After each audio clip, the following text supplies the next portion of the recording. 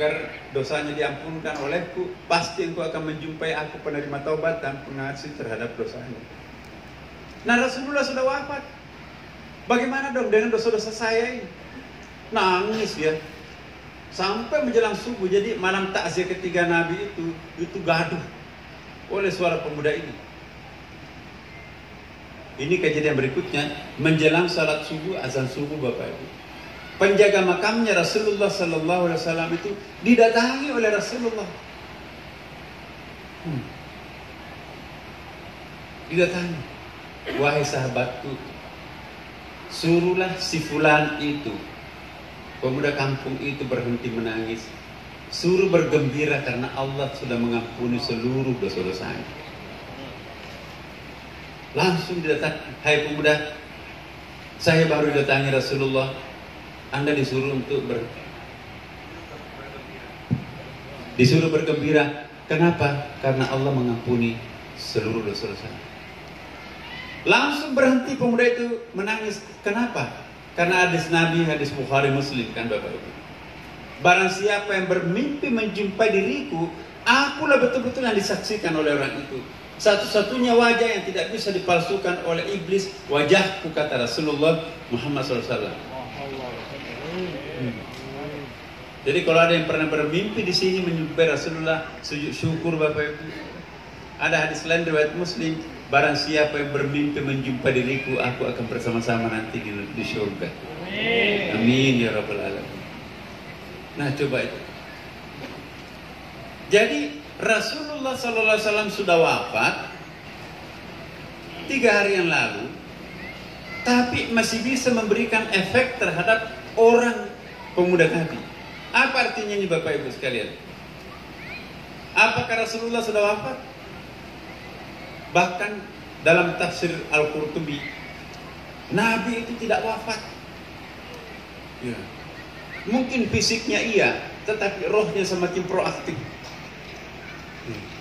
Barang siapa yang memanggil namaku dengan penuh kerinduan, barang siapa yang berselawat terhadapku, kata Rasulullah riwayat hadis Bukhari, ya, aku pasti tahu dan aku pasti akan memberikan syafaat pembelaan nanti di padang mahsyar. Hari tidak ada yang bisa menolong siapapun kecuali diriku. Satu-satunya orang yang tidak bisa ditolak dan tidak pernah ditolak permohonannya oleh Allah hanya siapa? Rasulullah Muhammad sallallahu alaihi wasallam. Masya Allah. Mau nggak kita dimintakan syafaat Rasulullah? Mau semuanya kan Bapak Ibu? Nah, jadi Bapak Ibu sekalian, kita datang di sini untuk memperingati Maulid, mengungkapkan rasa cinta kita kepada Allah. Jangan sekian malam ini, malam-malam seperti ini masih bisa kita datang di sini untuk apa Bapak Ibu? Cinta kita kepada junjungan kita Nabi Muhammad sallallahu alaihi wasallam. Jangan dikira Rasulullah tidak tahu kalau kita datang di sini memperingati Maulid. Dia bukan sembarangan kok. Dalam kitab Berzanji disebutkan bahwa huwa basyarun la kal basyar. Nah, itu artinya itu. Dia manusia tapi tidak seperti manusia biasa. Huwa basyarun, tapi begitu mendaki ke puncak, la kal basyar, dia sudah tidak seperti manusia biasa lagi. Dia diberikan keistimewaan oleh Allah untuk bisa mobile. Makanya itu sabdanya begini, barang siapa yang menyebutkan, memanggil namaku, bersalawat terhadapku, aku pasti tahu. Dan aku pasti akan memberikan syafaat pembelaan. Di hari tidak ada yang mampu memberikan pembelaan selain aku. Apa artinya syafaat? Minta supaya dosa-dosa kita itu diampunkan oleh Allah.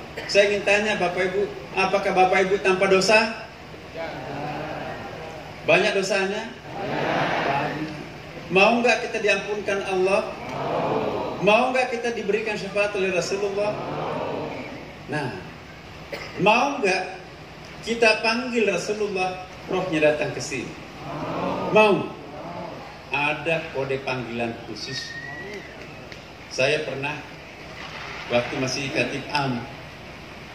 Katib Am Nahdlatul Ulama itu kan semua ulama-ulama itu ratusan bahkan ribuan. Saya tanya Pak Yai, kok tradisi NU itu dan tradisi ulama kita kalau kita baca selawat kita berdiri. Berdiri semua tanpa dikomando itu, berdiri. Jawabannya lain. Masa kepala negara memasuki ruangan, hadirin dimohon berdiri, kepala negara memasuki ruangan. Lebih berwibawa mana? Lebih hebat mana kepala negara atau Rasulullah? Saya katakan Rasulullah dong. Ya. Terus bagaimana Ki? Kalau ingin dalam satu majlis mau menghadirkan rohnya Rasulullah Sallallahu Alaihi Wasallam, Rasulullah bisa diundang dengan nama rahasia. Tahu nggak nama rahasianya Rasulullah kalau dipanggil akan datang? Mau tahu Bapak Ibu? Mau benar? Mau nggak kita hadirkan Rasulullah di sini? Mau nggak menjemput kehadiran Rasulullah? Ada dua nama rahasianya Rasulullah, dan itu menjadi nama surah dalam Al-Quran.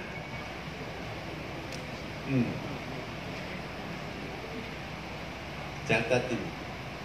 Beruntung malam ini dapat passwordnya, kata kuncinya kalau mau dulu. Yang pertama adalah Taha. Ada surah Taha kan Bapak? Itu nama lain dari Rasulullah. Yang kedua adalah Yasin. Itu ya singkatan dari Yaul Munada. Ya artinya wahai, sin singkatan dari Al-Insan, alif ma'rifah di situ yaitu Muhammad. Yasin artinya ya Muhammad. Ya, Yasin wal Quran. Innaka laminal mursalin. Itu kan? Barang siapa yang memanggil Rasulullah dengan nama panggilan khususnya, panggilan emosionalnya, Taha dan Yasin, dan itu dihimpun oleh salawat badar, maka rohnya Rasulullah akan datang sambil tersenyum. Apalagi yang memanggilnya itu adalah orang yang sudah lama dirindukan oleh Rasulullah. Tadi saya katakan, mungkin kita yang menyebabkan Rasulullah itu menangis terharu, karena begitu cintanya kita kepada Rasulullah. Walaupun tidak pernah kita berjumpa dengan Rasulullah, tapi tidak mau kalah dengan sahabat kan. Mau nggak kita undang Rasulullah bersama kita di sini Bapak Ibu? Tala'al badru alaina min saniyatil wada wajaba syukru alaina mada'a lillahi da salatullah salamullah ala taha rasulillah salatullah salamullah ala yasin habibillah tawassalna bismillah wa bil hadi rasulillah wa kulli mujahidin lillah bi ahlil badri ya Allah salatullah salamullah ala taha rasulillah salatullah salamullah ala yasin habibillah. Al-Fatihah. A'udzu billahi minasyaitonir rajim. Bismillahirrahmanirrahim. Alhamdulillahi rabbil alamin arrahmanir rahim maliki yaumiddin iyyaka na'budu wa iyyaka nasta'in ihdinas siratal mustaqim siratal ladzina an'amta 'alaihim ghairil maghdubi 'alaihim waladdallin. Ya Rasulullah, kami merasakan dan kami yakin Engkau hadir di sela-sela kami di sini. Ya Rasulullah, kami yakin Engkau hadir bersama kami, menemani kami di sini ya Rasulullah. Kami ucapkan selamat datang mengunjungi hak umat.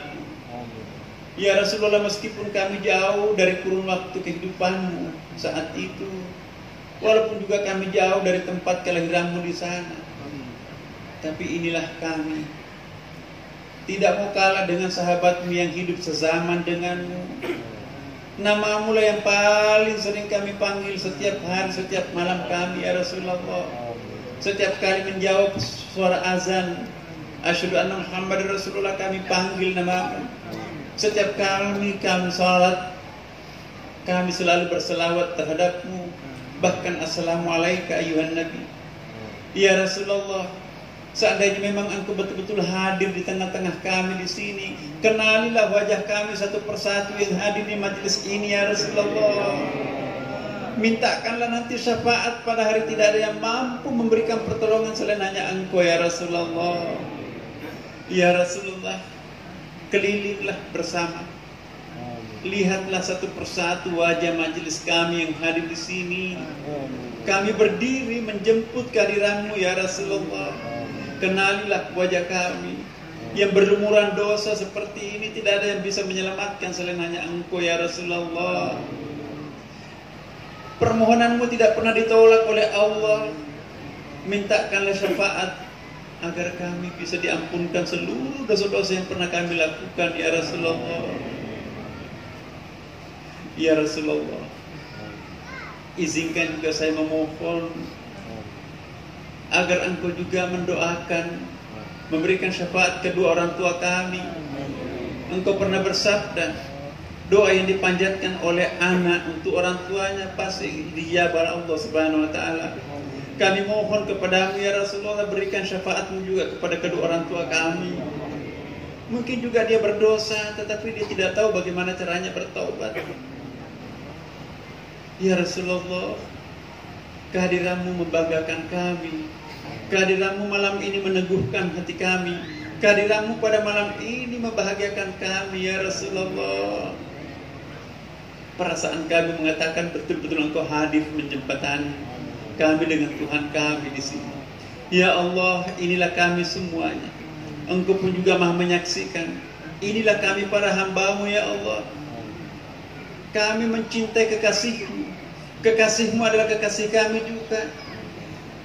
Ya Allah, ampunilah seluruh dosa-dosa kami. Dengan didampingi rohnya Rasulullah pada malam ini, benar-benar kami memohon pengampunan kepadamu ya Allah. Sisa-sisa umur yang Engkau pinjamkan kepada kami ini, kiranya kami berjalan di atas jalan-Mu yang benar. Ya Allah, ya Tuhan kami, jemputlah kami pada saatnya dalam keadaan husnul khatimah. Ya Rasulullah, aminkanlah doa-doa kami di sini. Tersenyumlah menyaksikan kami semuanya ya Rasulullah. Kami yakin rohmu bersama kami pada malam ini ya Rasulullah. Kami mencintaimu ya Rasulullah. Kami sangat mencintaimu ya Rasulullah. Siang dan malam kami panggil, kami merindukan dirimu ya Rasulullah. Lihatlah wajah kami tertunduk malu di hadapanmu. Inilah hamba-Mu yang berlumuran dosa. Tidak ada yang bisa menyelamatkan kami kecuali hanya syafaat-Mu ya Rasulullah. Berikanlah syafaat kepada kami seperti juga Engkau berikan syafaat kepada orang-orang yang berdosa lain di tempat yang lain. Ya Rasulullah, jangan meninggalkan kami ya Rasulullah. Jangan menjauhi kami ya Rasulullah. Kami sangat mencintaimu ya Rasulullah. Salatullah, salamullah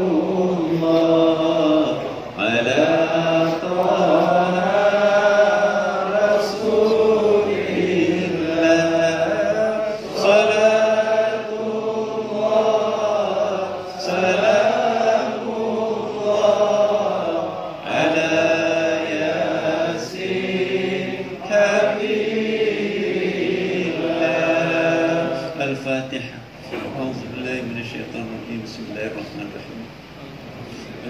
Alhamdulillahirabbil alamin arrahmanir rahim maliki yaumiddin. Iyyaka na'budu wa iyyaka nasta'in ihdinas siratal mustaqim. Siratal ladzina an'amta 'alaihim ghairil maghdubi 'alaihim waladdallin. Silakan duduk ibu-ibu dan bapak sekalian.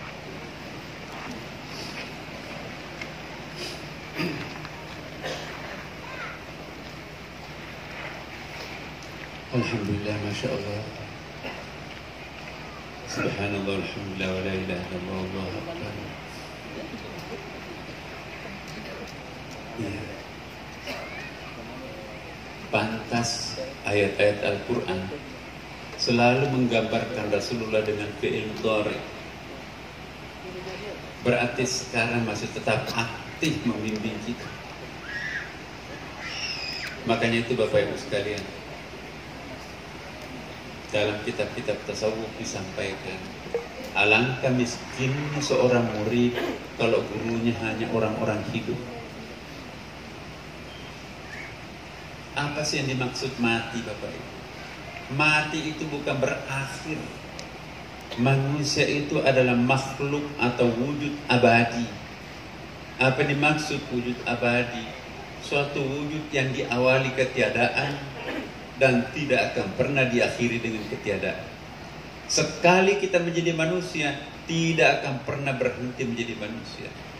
Sampai di neraka pun juga para penghuni neraka berteriak-teriak, ya laitani kuntu turaba, ya Allah kembalikan aku jadi tanah daripada hidup abadi di neraka seperti ini. No way, enggak mungkin. Kamu sekali jadi manusia tidak akan pernah berhenti jadi manusia. Berteriak para penghuni neraka, kembalikan aku jadi tanah, gak bisa. Jadi kematian itu sebetulnya adalah keterpisahan antara jasad dan mati. Dalam Al-Quran Bapak Ibu ada dua macam. Kematian yang pertama, terpisahnya jasad dengan nyawa. Itulah yang pemakaman-pemakaman. Itulah yang membusuk, badan yang membusuk. Tapi roh, kata siapa roh itu mati? Tidak ada ayat, tidak ada hadis roh itu mati. Inna lillahi wa inna ilaihi raji'un, kembali. Yang hancur yang mati itu jasad, bungkus apa namanya itu, casingnya kalau handphone itu. Hakikatnya manusia itu roh, itu gak pernah mati.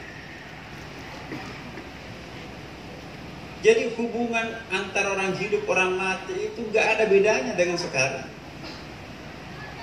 Nah,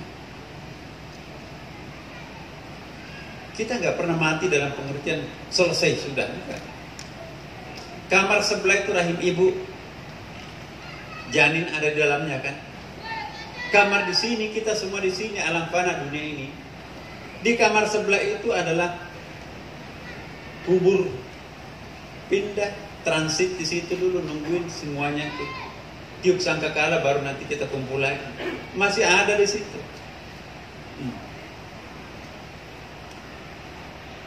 Jadi itu mati yang pertama, terpisahnya nyawa dengan badan.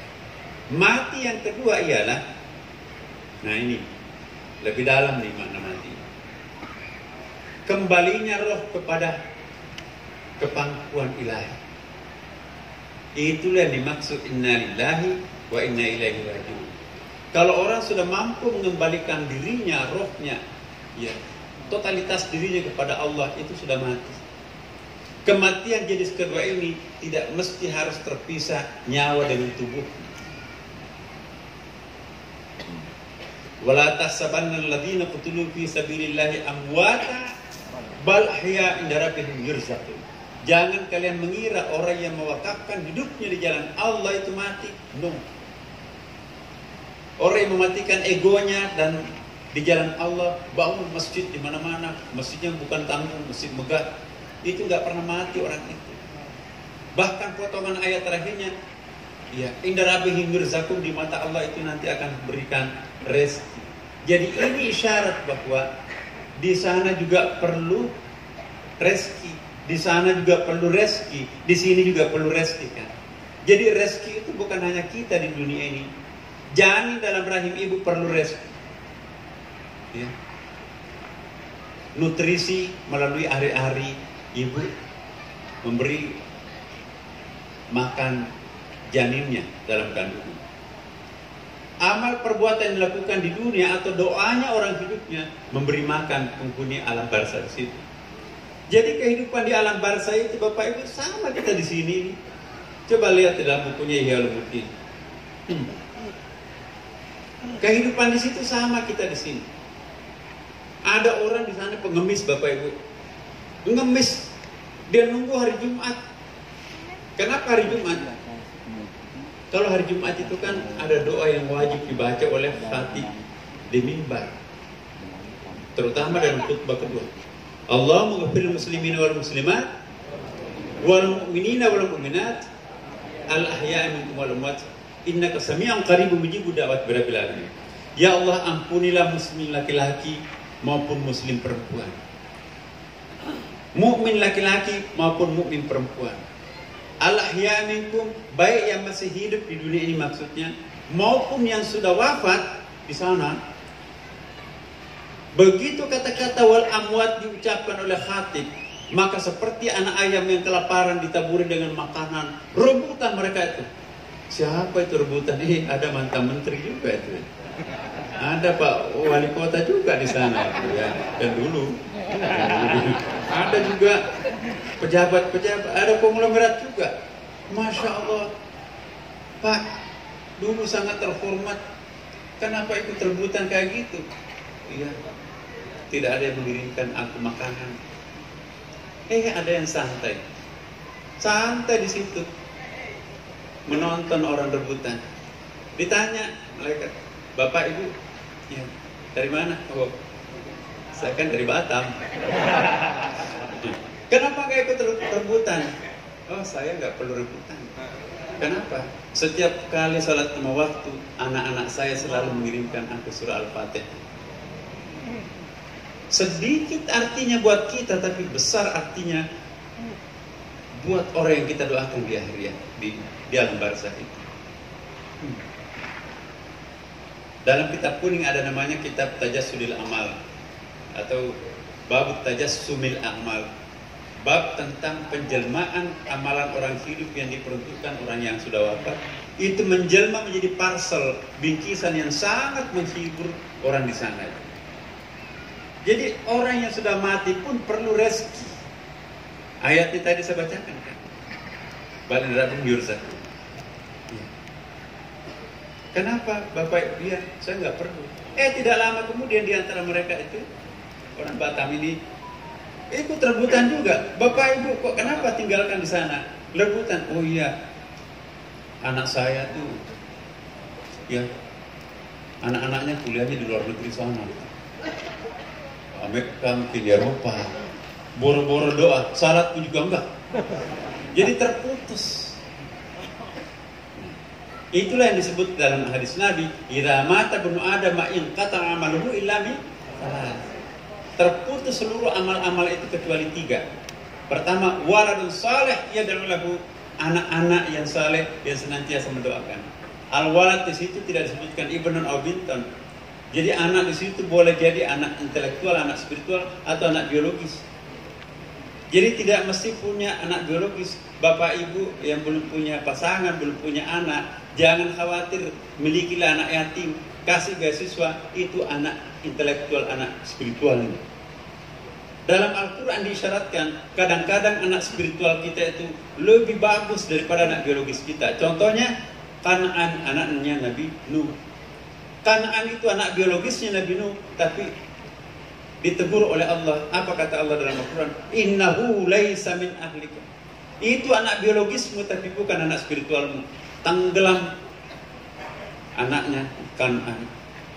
Anak laki-lakinya tenggelam di tsunami itu. Yang selamat siapa?